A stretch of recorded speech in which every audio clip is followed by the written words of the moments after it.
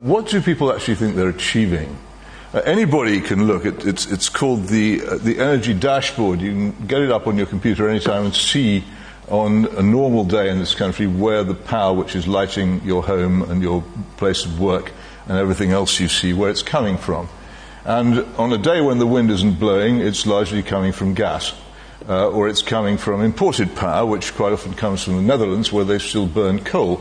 We don't burn coal anymore because we didn't just close down our coal-fired power stations, we blew them up. We were so certain we were right to do so. At the same time, China is, even as we speak, building the equivalent of two new coal-fired power stations a week. India has a vast expansion program of coal-fired power stations, even if George is right about his tremendous predictions of apocalypse.